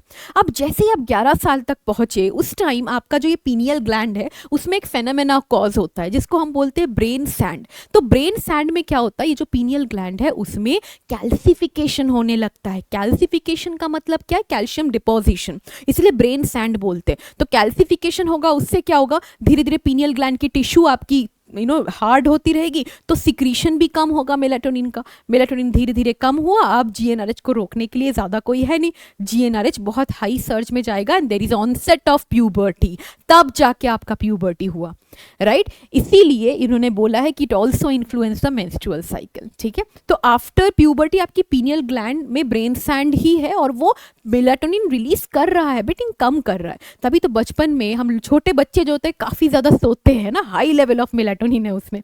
And defence mechanism, obviously immune response भी ये प्रोवाइड कर सकता है, इसीलिए नींद इज ज़रूरी। अगर you are deprived of sleep, आपकी इम्यून रिस्पॉन्स या इम्यून सिस्टम को भी आप खतरे में डाल रहे हो। नेक्स्ट जो आपका ग्लैंड है that is thymus gland. Thymus gland की जो लोकेशन है वो आपके ठीक एओटा के वेंट्रल साइड में प्रेजेंट है। अगर आप देखो एओटा के वेंट्रल साइड में प्रेजेंट है, मतलब लंग्स के बीच में ही एओटा जा रही है ना, हार्ट से निकल के, वहाँ लोकेटेड है। और it helps in the development of immune system. कैसे? जो आपकी थाइमस ग्लैंड है, इनका काम क्या है, इसमें कुछ सेल्स प्रेजेंट होते हैं जिसका नाम है थाइमोसाइट। ये थाइमोसाइट थाइमोसिन हार्मोन रिलीज करता है, और यही हार्मोन आपकी जो टी लिम्फोसाइट बन के आई थी ना बोन मैरो से, सारे ब्लड सेल बोन मैरो में बनते हैं, लिम्फोसाइट भी तो आपका ब्लड सेल ही है, WBC है। तो टी लिम्फोसाइट का नाम ही टी इसीलिए है क्योंकि ये थाइमस के पास जाता है अपने मैच्योरेशन के लिए और डिफरेंशिएशन के लिए। क्या मतलब है मैच्योरेशन से, क्या मतलब है डिफरेंशिएशन से, चलो बताती हूँ। मैच्योरेशन का मतलब है जब बोन मैरो से बन के आई थी, उस सेल के ऊपर आपको CD4 रिसेप्टर, CD8 रिसेप्टर ये सब नहीं था। मतलब देखो लिम्फोसाइट का काम है टू रिकॉग्नाइज अ पैथोजन, और उस पैथोजन को पकड़ के या तो वो मारो उसको, या तो आप एंटीबॉडी रिलीज करवाओ बी सेल से कि इसी के स्पेसिफिक एंटीबॉडी रिलीज कर इसको मारना है। तो ये मैच्योरेशन तभी आएगी जब वो ये रिकॉग्नाइज तभी कर पाएगा अलग अलग पैथोजन को जब ये रिसेप्टर प्रेजेंट है ना। आप जैसे अपने एड्स वायरस के लिए सुना होगा, CD4 रिसेप्टर CD8 रिसेप्टर से, CD4 रिसेप्टर से एड्स से कनेक्ट होता है, एड वायरस को पहचानता है वो, राइट। हम ये पढ़ेंगे ह्यूमन हेल्थ एंड डिजीज में। तो वही है मैच्योरेशन, लेकिन डिफ्रेंसिएशन क्या है, एक तरह का टी लिम्फोसाइट नहीं, अलग अलग तरह के टी लिम्फोसाइट्स बनते हैं थाइमोसिन के मदद से। कुछ हेल्पर टी सेल, कुछ साइटोटॉक्सिक टी सेल, कुछ सप्रेसर टी सेल एक्सेट्रा, कुछ नेचुरल किलर सेल्स, ये सब बनते हैं वहाँ पे, ठीक है। तो इसीलिए डिफ्रेंसिएशन बोला जाता है। तो ये टी लिम्फोसाइट जो है ये आपकी सेल मीडिएटेड, इसीलिए सेल मीडिएट इम्यूनिटी प्रोवाइड कर रही है। और सिर्फ इतना ही नहीं, थाइमोसिन आपके बी लिम्फोसाइट, देखो बी नाम इसीलिए है बी लिम्फोसाइट का क्योंकि वो बोन मैरो में ही मैच्योर हो जाता है। वो बोन मैरो में बना, फिर वहीं पे मैच्योर हुआ, और वही आपका जो मैच्योर बी सेल है उसे प्लाज्मा बी सेल बोलते हैं। वो भी एंटीबॉडी प्रोड्यूस करने लायक है, लेकिन वो तब तक नहीं करेगी जब तक उसको टी सेल हेल्प नहीं करेगा। इसीलिए लिखा हुआ है thymosin also promotes antibody production from plasma B cell, इसीलिए ह्यूमोरल इम्यूनिटी, क्योंकि एंटीबॉडी तो ब्लड में, सीरम में है ना, तो सीरम या blood is humour, humour is body fluid, ठीक है। थाइमस ग्लैंड डीजेनरेट्स धीरे धीरे, जैसे जैसे एज बढ़ता जाता है थाइमस ग्लैंड धीरे धीरे छोटी होती जाती है, डीजेनरेट होती जाती है। इसीलिए क्या होता है, ओल्ड एज में आप देखोगे इम्यून पावर बहुत कम हो चुकी होती है। यंग एज में इन्फेंट में कई ज़्यादा लंबा और बहुत बड़ा सा एक साइज का थाइमस है, बट जैसे जैसे ग्रेजुअली एज होता है ये डीजेनरेट होता रहता है धीरे धीरे।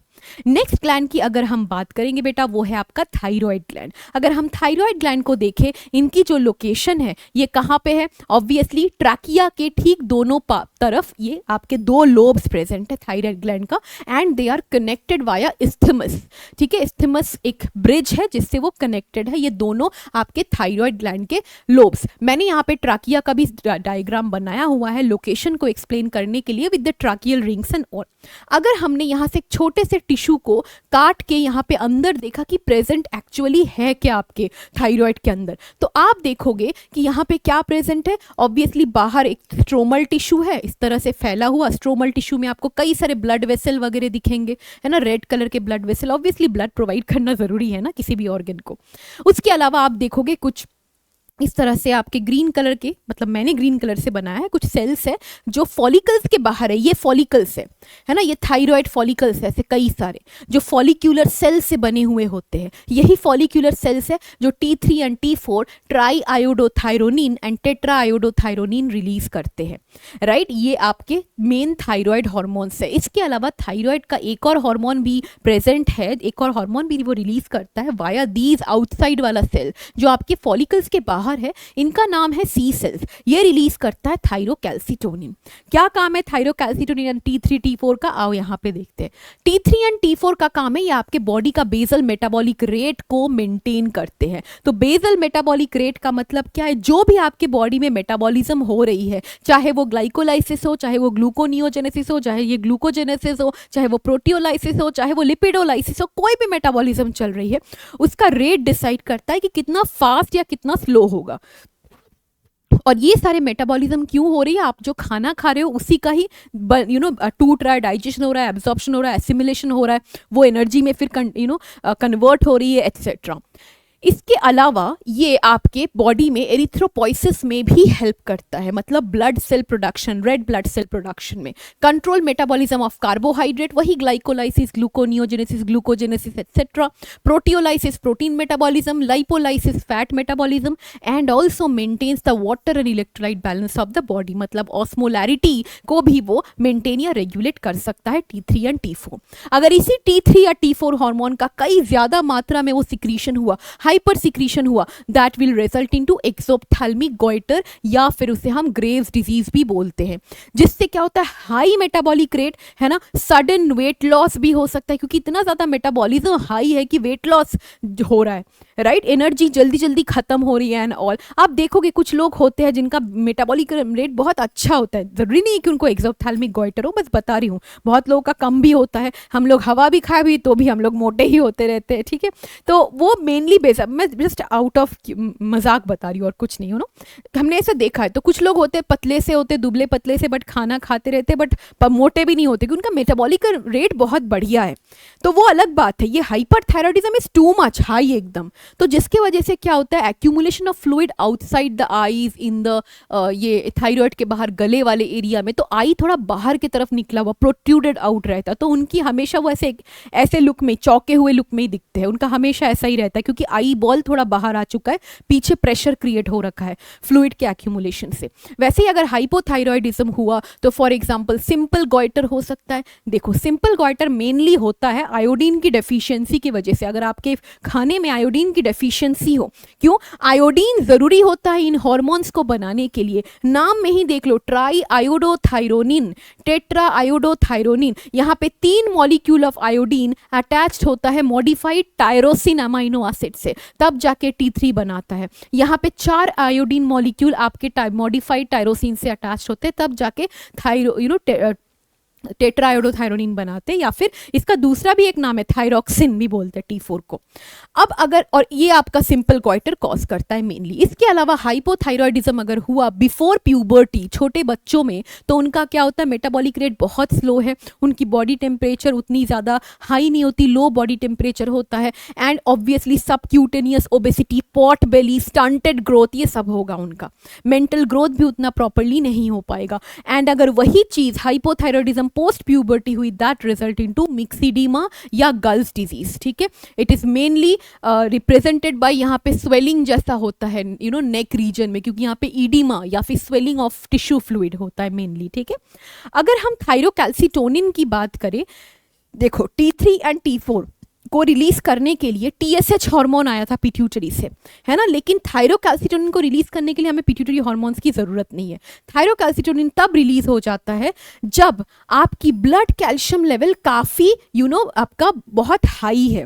ब्लड कैल्शियम लेवल हाई है तो थायरोकैल्सिटोनिन का काम है कि ब्लड कैल्शियम लेवल को लो करना है, क्योंकि इतना हाई कैल्शियम जरूरी नहीं है। तो वो करेगा क्या, थायरोकैल्सिटोनिन मेनली आप वहां पे भेजेगा कैल्शियम को जहां जरूरत है। जैसे वो ब्लड में ज्यादा था, ब्लड से लेते हुए वो बोन में फेंकता रहेगा, तो बोन में reabsorption of, you know, calcium बढ़ जाएगा। तो बोन में ज़्यादा कैल्शियम डिपॉजिट हो रहा है, तो ऑब्वियसली बोन का जो इनऑर्गेनिक मैट्रिक्स है वो कैल्शियम सॉल्ट से ही बना हुआ है, तो काफ़ी स्ट्रॉन्ग बोन होगी। तो ये क्या करेगा, increases the reabsorption of calcium from blood to bone, and also nephrons में भी वो कुछ कैल्शियम को नेफ्रॉन्स के थ्रू बाहर फेंक देगा कि बाबा तुम ले जाओ कैल्शियम को। ठीक है, अब उसके अलावा आप देखोगे ब्लड कैल्शियम लेवल इस वजह से डिक्रीज हो गया। ऑब्वियसली सारे ब्लड से बोन में चले गए, नेफ्रॉन से बाहर फेंक दिया। तो यहाँ पे छोटा सा पॉइंट मैं लिख देना चाहूंगी, reabsorption of calcium from blood and bones, and यहाँ पे ये जो पॉइंट है, यहाँ पे नेफ्रॉन से रीएब्जॉर्प्शन नहीं, नेफ्रॉन से वो एक्सक्रीशन कराएगा, सिक्रीशन वाया नेफ्रॉन भी आप बोल सकते हो। तो ये थोड़ा सेंटेंस गड़बड़ हो जाता है, इसीलिए मैंने इसे मिटाया है, अदरवाइज कोई दिक्कत नहीं है। ठीक है, अब जैसे ही ब्लड कैल्शियम लेवल डिक्रीज हो गया, तो ये एक नेगेटिव फीडबैक भेजेगा कि बस अब बस करो, कैल्शियम लेवल नॉर्मल हो गया, अब और डिक्रीज मत कराओ। तो ये अपने ही फीडबैक मैकेनिज्म से चलता है। तो ब्लड कैल्शियम लेवल बढ़ा तो ये रिलीज होगा, फिर घट गया तो बंद हो जाएगा इसका। ठीक है, अब बात करेंगे हम पैराथाइरॉयड ग्लैंड्स की। पैराथाइरॉयड ग्लैंड्स, नाम से ही पता चल रहा है कि थाइरॉयड ग्लैंड से एसोसिएटेड है। तो थाइरॉयड ग्लैंड को हम सामने से देख रहे थे, इस्तेमस से कनेक्टेड था, पीछे से देखोगे तो जस्ट आपको साइड के 2 लोब दिखेंगे निकले हुए, अंदर कोई कनेक्शन नहीं है पीछे की तरफ। ये थाइरॉयड ग्लैंड के डॉर्सल साइड में ही आपको 4 ऐसे गोल गोल पैचेस में पैराथाइरॉयड ग्लैंड लोकेटेड नजर आएगा। ये पैराथाइरॉयड ग्लैंड का काम है PTH हार्मोन को रिलीज करना, that is parathormone.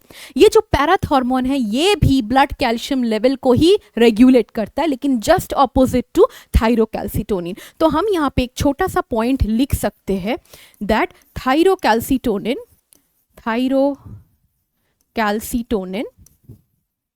And PTH are antagonist to each other, antagonistic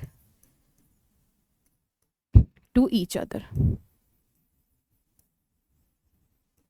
ठीक है, they are antagonistic to each other।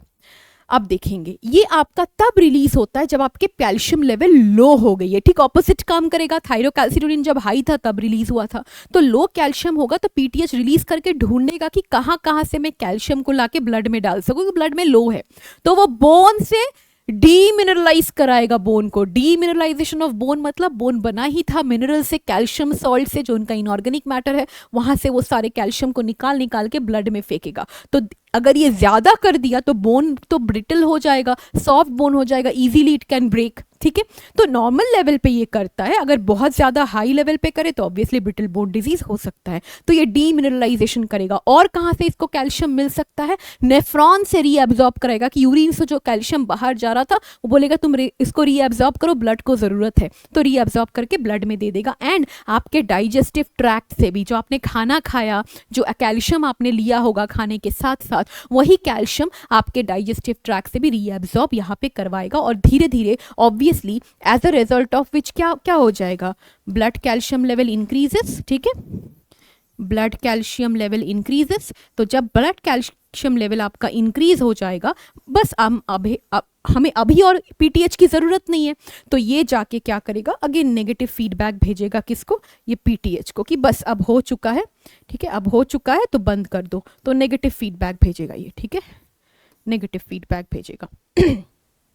अब देखो, अगर हाइपोसिक्रीशन हुआ, कम सिक्रीशन हुआ, तो क्या होगा? ब्लड कैल्शियम लेवल आपका बहुत लो लो लो लो होता रहेगा, कोई है ही नहीं आपका पीटीएच की उसे बढ़ा सके। हाइपोसिक्रीशन हो रहा है ना, तो दैट कैन रिजल्ट इनटू टिटनी। टिटनी हम थोड़ा सा लोकोमोशन एंड मूवमेंट वाले चैप्टर में ऑलरेडी पढ़ चुके थे। तो टिटनी में क्या होता है, क्योंकि ब्लड कैल्शियम लेवल काफी लो है और पीटीएच है ही नहीं उसे बढ़ाने के लिए, तो हमारे पास एक महान देवता है जिसका नाम है सार्कोप्लाज्मिक रेटिक्यूलम। ये दयावान जो चीज है, ये क्या करेगा? ये बोलेगा अरे यार ब्लड के पास है ही नहीं, सार्कोप्लाज्मिक रेटिकुलम मसल के पास अंदर था ना, मसल फाइबर के अंदर सार्कोप्लाज्म में, वो अपना कैल्शियम रिलीज करके बोलेगा चलो मैं ब्लड को दे देता हूं। लेकिन ये रिलीज तो इसने कर दिया, बाहर पहुंचने से पहले वो जो ट्रोपोनिन, ट्रोपोमायोसिन ये सब था ना, ट्रोपोनिन सब यूनिट देखेगा, अरे कैल्शियम आ गया मतलब मुझे कॉन्ट्रैक्शन करना है, वो कैल्शियम को ट्रोपोनिन से बाइंड करा लेगा, अनमास्किंग हो जाएगी एक्टिन की, फिर वो कॉन्ट्रैक्शन जो हमने पढ़ा था वो होगा। मैं बॉडी को कॉन्ट्रैक्ट कराना ही नहीं चाहती थी, लेकिन ये दयावान चक्कर में मेरा मसल अब कैसा हुआ? कॉन्ट्रैक्टेड स्टेट में रहेगा। Tetany, continuous contracted state of hands, of jaw muscle etcetera, twitching of muscle, twitch हो जा रही है मसल ऐसे धीरे धीरे, क्योंकि बॉडी को पता नहीं, वो तो अपना वही काम करेगी ना। ट्रोपोनिन को जैसे जैसे कैल्शियम मिलेगा वो तो पकड़ पकड़ के कॉन्ट्रैक्शन करवाएगा अपना, ठीक है, लेकिन सार्कोप्लाज्मिक रेटिकुलम किसी और को देने के लिए कर रहा था। ये होता है जैसे आपके ब्लड में लो हो गया तो सेल आप प्रोवाइड करने की कोशिश करता है, तो दैट इज टिटनी। हाइपर सिक्रीशन हुआ तो ऑब्वियसली हमें पता है कि ज्यादा डीमिनरलाइजेशन अगर बोन से हो गया तो बोन सॉफ्ट हो जाएगा, ब्रिटल हो जाएगा, prone to fracture etcetera. That is about your parathyroid gland. Next अगर हम एड्रीनल ग्लैंड की बात करें, एड्रीनल ग्लैंड एक पेयर है आपके ठीक किडनी के ऊपर, आपको ये लोकेटेड नजर आएगा। ये जो एड्रीनल ग्लैंड है, आप क्या देखोगे? एड्रीनल ग्लैंड के दो पार्ट है बेटा, कैप की तरह किडनी के ऊपर लोकेटेड है, दो पार्ट है। एक है आउटर कॉर्टेक्स जो मीजोडर्मल ओरिजिन का है, और एक है इनर मेड्यूला जो न्यूरोएक्टोडर्मल ओरिजिन का है। देखो दोनों पार्ट एक ही ग्लैंड के हैं लेकिन ओरिजिन इनका अलग अलग है। ऐसा इसीलिए क्योंकि ये जो इनर मेड्यूला है ना, न्यूरोएक्टोडर्म, इसके जितने भी सेल है ना अंदर, उसको क्रोमाफिन सेल बोलते हैं, बट एनसीईआरटी में नहीं है इसलिए बस बता रही हूँ। ये सारे के सारे मॉडिफाइड सिंपैथेटिक नर्वस सिस्टम के न्यूरॉन्स है। सिंपैथेटिक नर्वस सिस्टम तो आपने पढ़ा है, न्यूरल सिस्टम, उसके जो न्यूरॉन्स है वो मॉडिफाई होकर बनाती है ये एड्रिनल मेड्यूला, इसीलिए क्योंकि न्यूरॉन के ही सेल है वो एक्टोडर्मल है, न्यूरोएक्टोडर्मल। तो इनका काम है to secrete certain hormones called as catecholamines. देखो अमाइंस, अमाइनो एसिड्स, ठीक है, तो ये सारे अमाइनो एसिड डेरिवेटिव है, एपिनेफ्रिन, नॉर एपिनेफ्रिन, या इनका दूसरा नाम है एड्रेनलिन एंड नॉर एड्रेनलिन। इनका काम क्या है? मोस्टली ये जो आपके एपिनेफ्रिन या नॉर एपिनेफ्रिन है ये आपके मॉडिफाइड टायरोसिन है, टायरोसिन अमाइनो एसिड है। तो टायरोसिन अमाइनो एसिड को अगर हमने डीअमीनेशन कर दिया, उसका अमाइनो ग्रुप को अगर हमने हटा दिया तो वो कैटेकोलामाइंस बनते हैं, मॉडिफाइड या डिराइव फ्रॉम आपकी अमाइनो एसिड। इसका काम क्या है, ये कैटेकोलामाइंस या एपिनेफ्रिन नॉरएपिनेफ्रिन तब रिलीज होता है जब आपकी बॉडी स्ट्रेस सिचुएशन में होती है। तो स्ट्रेस सिचुएशन में हम कब होते हैं, किसी भी कारण हम एक्सरसाइज कर रहे हैं, स्ट्रेस में बॉडी है, कोई पीछे चाकू लेके भाग रहा है, हम स्ट्रेस में हैं, एग्जाम आने वाला है, हम स्ट्रेस में हैं। तो हर तरह की स्ट्रेस होती है ना बॉडी को। तो जब भी स्ट्रेस में आ गया, ये फियर एंड फाइट या फाइट एंड फ्लाइट हार्मोन जरूर रिलीज होगा। और इसका काम क्या है, वैसा ही काम है जो सिंपैथेटिक का काम था। बना तो ये सिंपैथेटिक न्यूरॉन के मॉडिफिकेशन से ही है। सिंपैथेटिक का काम क्या था, हार्ट बीट इंक्रीज करना, कार्डियक आउटपुट इंक्रीज करना, ब्रीदिंग रेट इंक्रीज करना, pupillary dilation, goosebump, piloerection etcetera. तो आप यहाँ पे देख लो, increases heart beat rate, cardiac output, breathing rate, alertness, pupillary dilation, piloerection, sweating etcetera.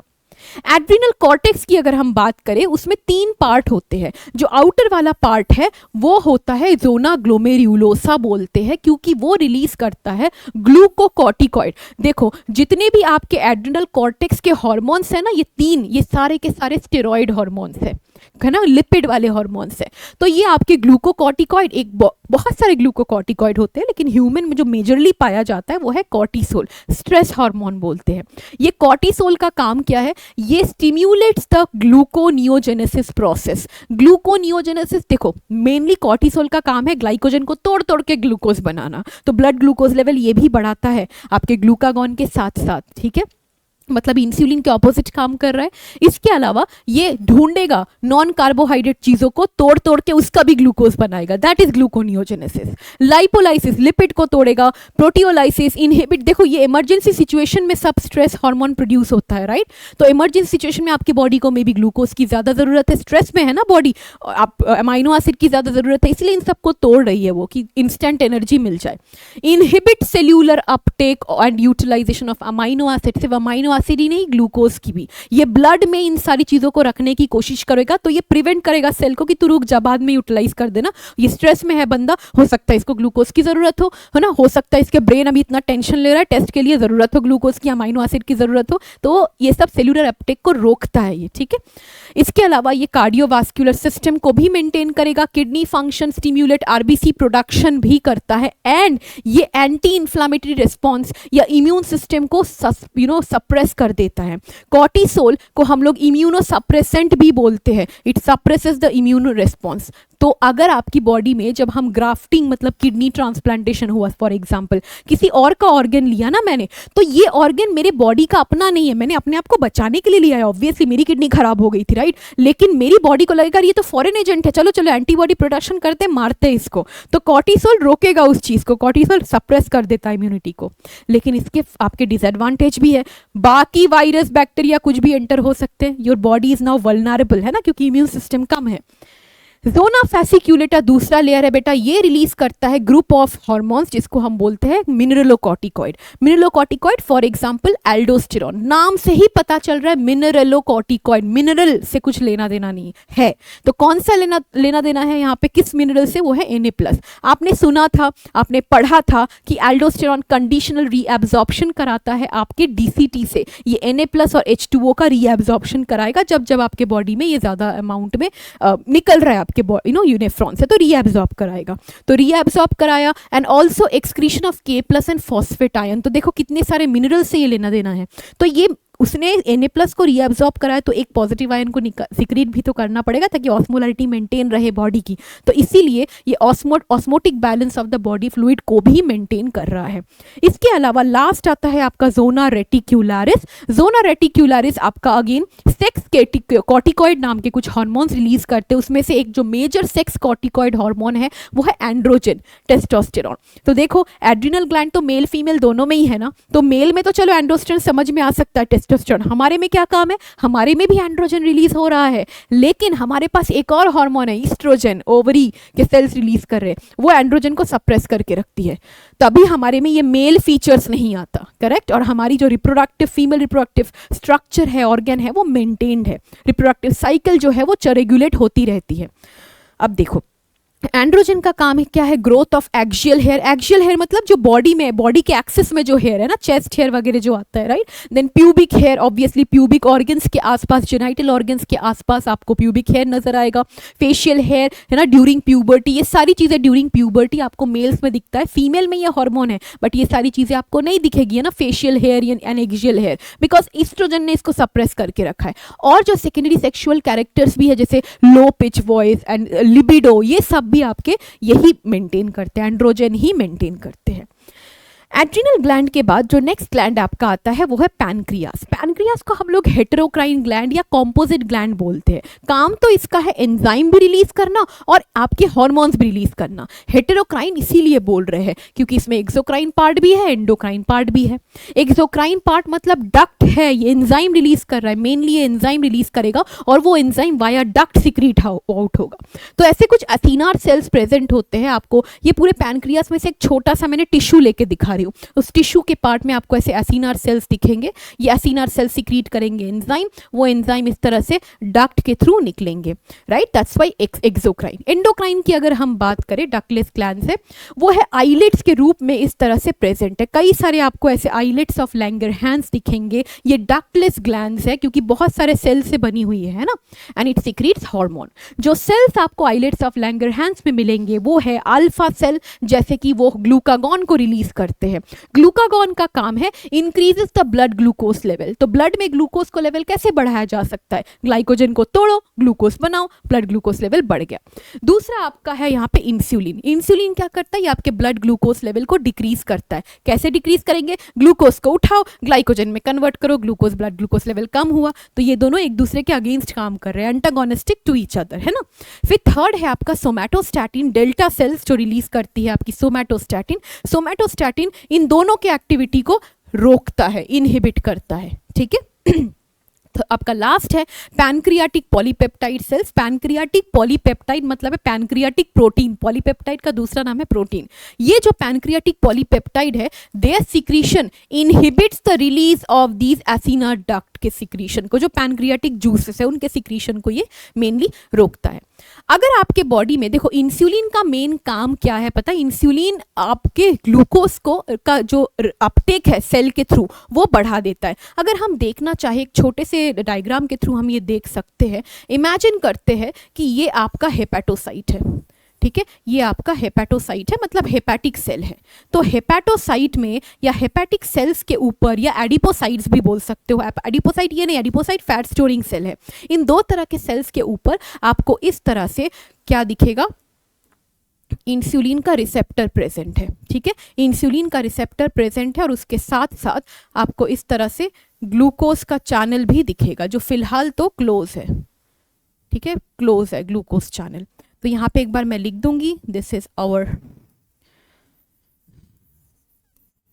Glucose transporter channel.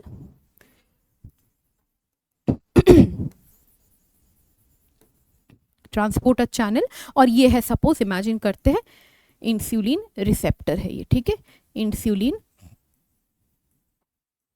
Receptor. अब यहाँ पे सपोज इंसुलिन घूम रहा है, ठीक है, ब्लड में इंसुलिन रिलीज हुआ। यहाँ पे कुछ ग्लूकोज बेचारे वेट कर रहे थे ब्लड में, ठीक है, यहाँ पे ग्लूकोज वेट कर रहे थे कि कब कोई आएगा और हमें सेल के अंदर लेके जाएगा, क्योंकि सेल को तो यूटिलाइज करना पड़ेगा हमें, है ना। तो जब इंसुलिन आके अपने रिसेप्टर से बाइंड हो जाएगा इस तरह से, तब जाके यहाँ पे हम क्या देखेंगे कि ये जो आपका ये ग्लूकोज का जो ये चैनल था ये ओपन हो गया। तो जब ग्लूकोज चैनल ओपन हुआ तो अब आसानी से आप क्या देखोगे कि ये ग्लूकोज अब आराम से अंदर की तरफ एंटर कर रहे हैं। तो ग्लूकोज का अपटेक हो चुका सेल के थ्रू, है ना, सेल के अंदर ग्लूकोज चला जा चुका है। इसीलिए हम क्या बोलते हैं इसको, इंसुलिन डिपेंडेंट ग्लूकोज ट्रांसपोर्टर। ये क्वेश्चन आया भी था, आई थिंक 2017 या 2018 में आया था ये क्वेश्चन, कि GLUT4, ये रिसेप्टर का नाम था GLUT4, ठीक है, ये जो रिसेप्टर था इसका नाम था GLUT4 रिसेप्टर, ठीक है, GLUT4 GLUT4 रिसेप्टर। तो ये GLUT4 रिसेप्टर ग्लूकोज को ट्रांसपोर्ट करता है। 2018 का ही ये क्वेश्चन था, और ये तभी ओपन होगा जब इंसुलिन आके बाइंड करेगा। तो डायबिटीज मेलिटस में क्या होता है, दो तरह के डायबिटीज मेलिटस है, टाइप 1 एंड टाइप 2। टाइप 1 में क्या होता है, आपके जो बीटा सेल्स थे ना जो इंसुलिन प्रोड्यूस कर रहे थे, वो सेल्स को ही आपके एंटीबॉडीज ने मार दिया। ऑटो इम्यून डिजीज है वो, एंटीबॉडीज ने मार दिया, तो इंसुलिन ही नहीं प्रोड्यूस हो रहा है। अब ग्लूकोज बेचारा वेट किया जा रहा है, लेकिन इंसुलिन ही नहीं है, बाइंड नहीं हो रहा है, तो कैसे एंटर होगा। टाइप 2 में क्या होता है, इंसुलिन प्रोड्यूस हो रहा है, कोई ऑटो इम्यून डिजीज नहीं है, लेकिन ये रिसेप्टर ही नहीं बना, तो किससे बाइंड होगा, है ही नहीं। तो टाइप 2 में क्या, टाइप 2 इसलिए थोड़ा सा दिक्कत वाला चीज होता है। आप टाइप 1 में तो आप आर्टिफिशियल इंसुलिन इंजेक्ट करो, काम चल जाएगा। टाइप 2 में क्या करोगे, इंसुलिन तो है, ये रिसेप्टर ही नहीं प्रेजेंट है।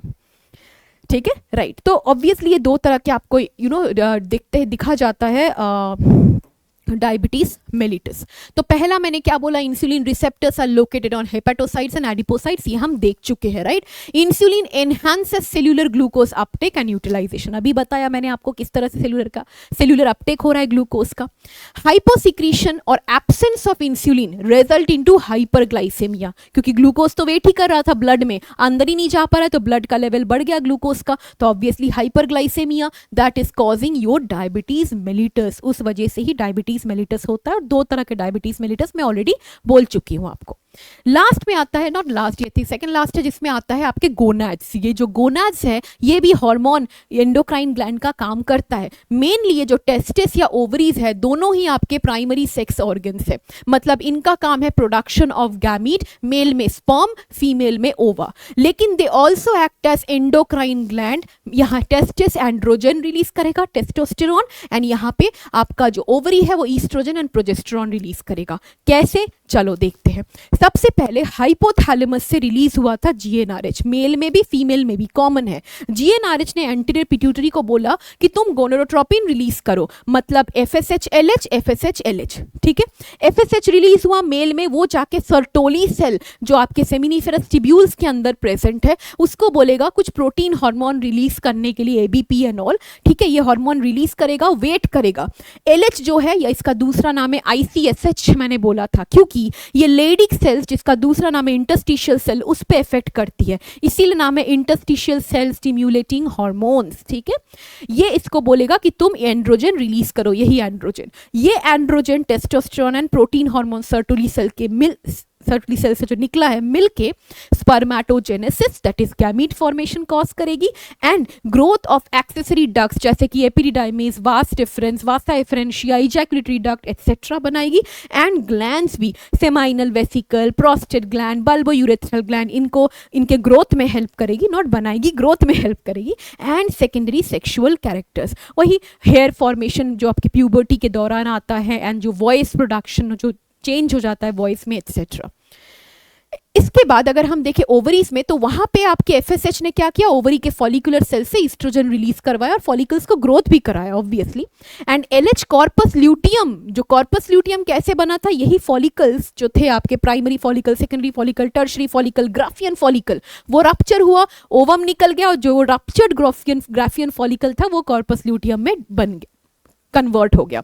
वही कॉर्पस ल्यूटियम आपका प्रोजेस्टेरॉन रिलीज कर रहा है, ईस्ट्रोजन भी वो करता है, एंड लेटर स्टेज में रिलैक्सिन भी करता है प्रेगनेंसी के एंड में, लेकिन नॉर्मली ईस्ट्रोजन प्रोजेस्टेरॉन दोनों ही करता है, प्रोजेस्टेरॉन थोड़ा ज्यादा अमाउंट में। तो ईस्ट्रोजन का काम क्या है, ये इसका टारगेट ऑर्गन है यूटरस, है ना। ईस्ट्रोजन रिलीज हुआ, यूटरस के एंडोमेट्रियम में जाए, उसकी थिकनिंग कराई।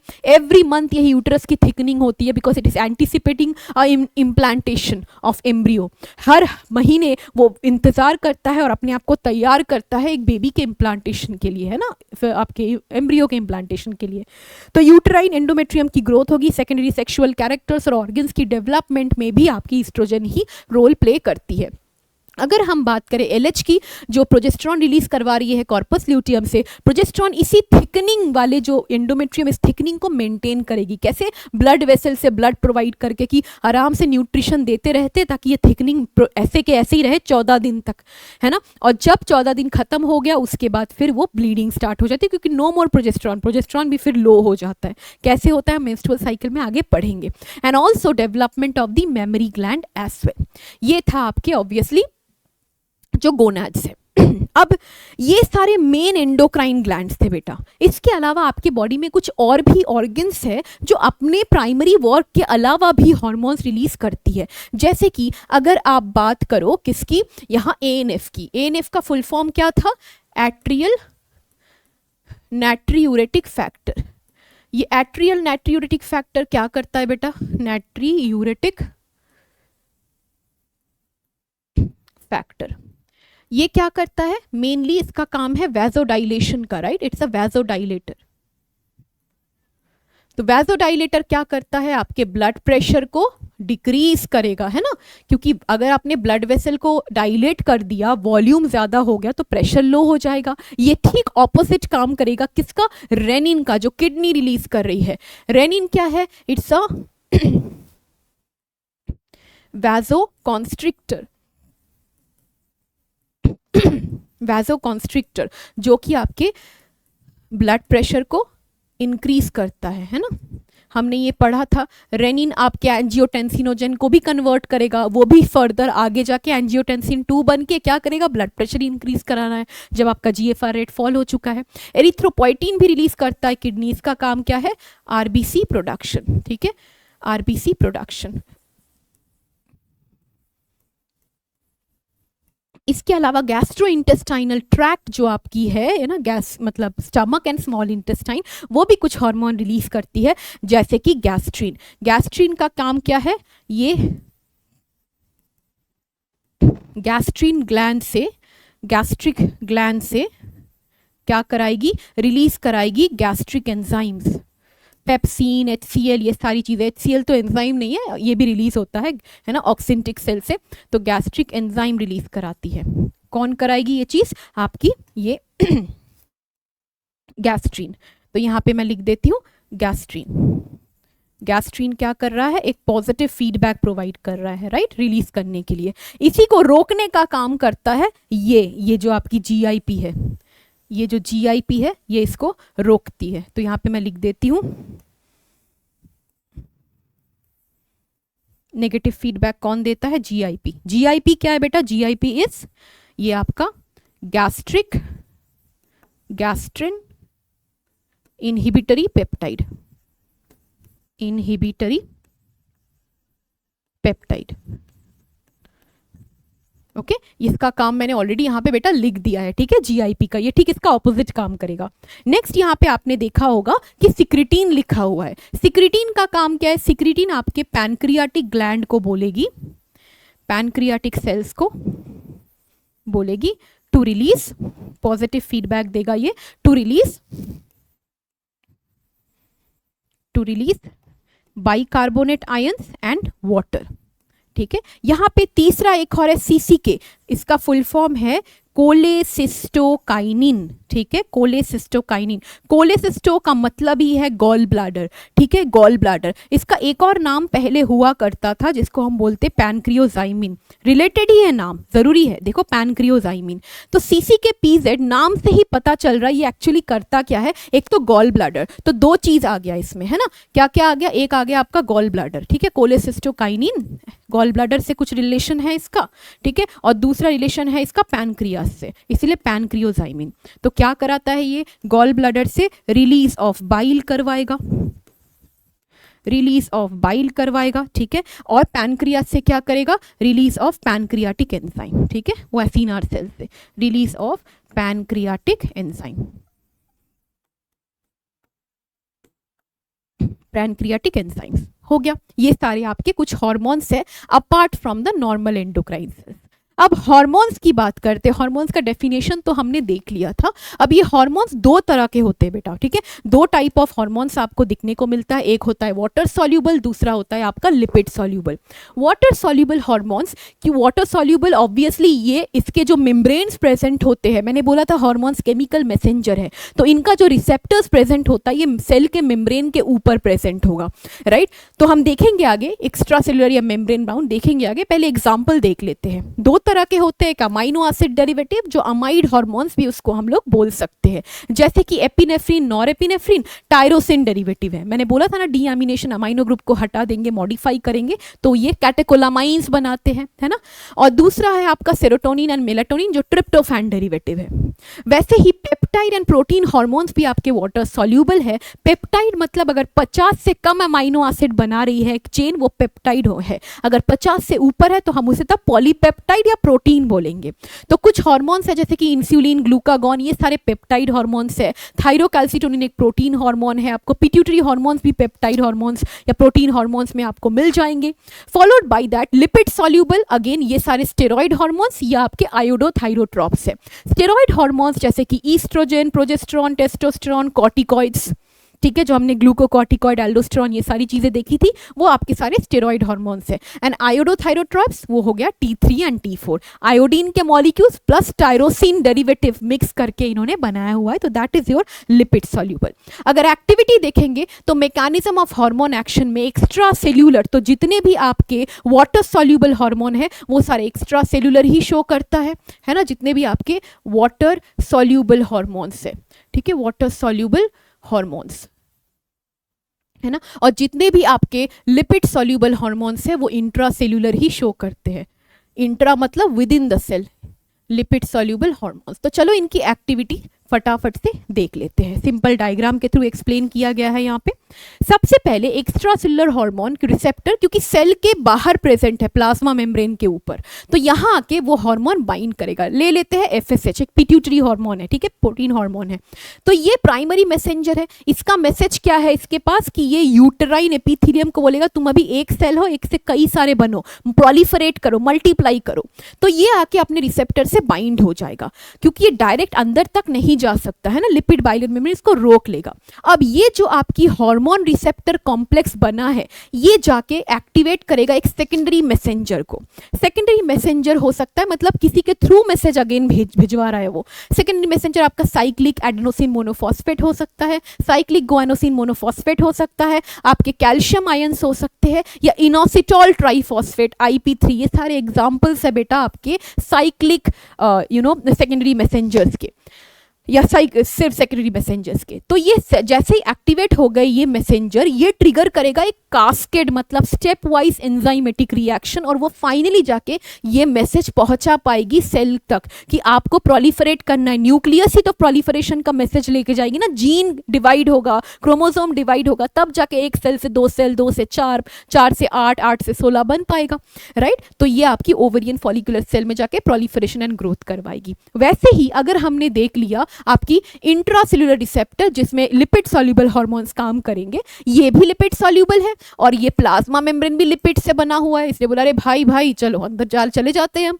उसने बोला हाँ भाई क्यों नहीं, हम सेम ही बिरादरी के हैं, चले जाओ अंदर सॉल्यूबलाइज होके। ये चले गए अंदर जाके देखा कि अरे वाह मेरे लिए तो सिंहासन रखा हुआ है, ये सिंहासन है उसका साइटोप्लाज्मिक रिसेप्टर, क्योंकि साइटोप्लाज्म के अंदर रिसेप्टर वेट कर रहा था कि महाराज कब आएंगे, मैं डायरेक्ट इनको सिंहासन के में बैठा के ले जाऊंगा, कहाँ पे, जीन के अंदर डायरेक्टली।